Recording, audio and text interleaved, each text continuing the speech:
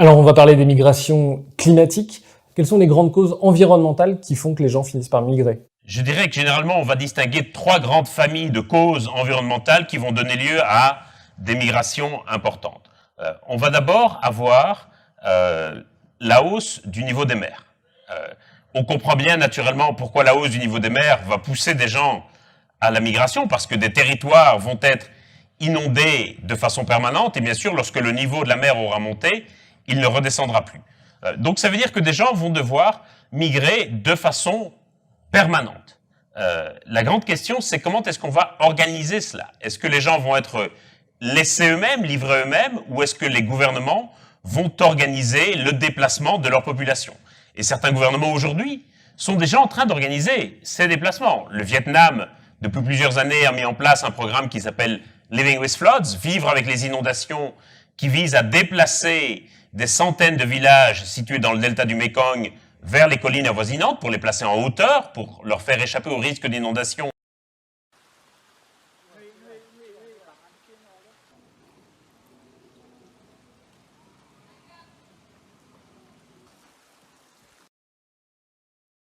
La température moyenne a augmenté d'un demi-degré Celsius au Vietnam durant ces 50 dernières années. Ce changement apparemment anodin est la cause de variations climatiques extrêmes, comme l'augmentation des inondations durant la saison des pluies et la sécheresse intense durant la saison sèche. Le gouvernement indonésien, en 2019, a décidé de déplacer sa capitale, Jakarta, vers l'île de Bornéo, parce qu'il a fait le calcul que Jakarta, à terme, serait aussi inondée en permanence. Et donc, je dirais, l'avantage de ces migrations liées à la hausse du niveau des mers,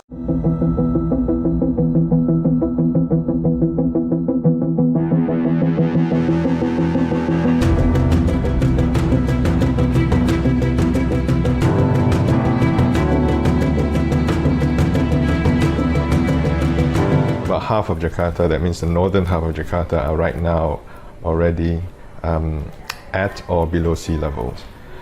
If you compare this against the other major cities in this region, Manila, Bangkok, Ho Chi Minh City, they all also suffer from land subsidence. But the rates that we have seen in Jakarta is actually above those other cities.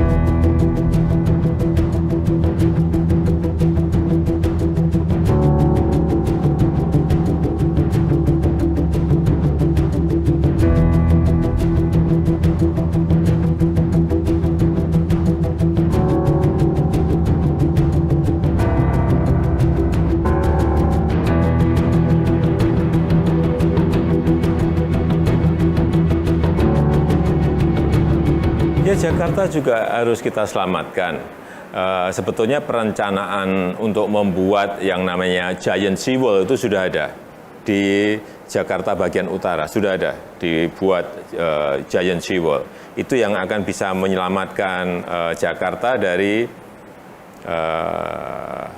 air laut dari sebelah utara.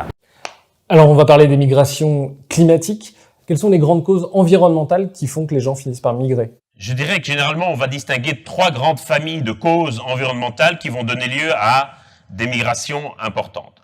On va d'abord avoir la hausse du niveau des mers. On comprend bien naturellement pourquoi la hausse du niveau des mers va pousser des gens à la migration, parce que des territoires vont être inondés de façon permanente, et bien sûr, lorsque le niveau de la mer aura monté, il ne redescendra plus. Donc ça veut dire que des gens vont devoir migrer de façon permanente. La grande question, c'est comment est-ce qu'on va organiser cela? Est-ce que les gens vont être laissés eux-mêmes, livrés eux-mêmes, ou est-ce que les gouvernements vont organiser le déplacement de leur population?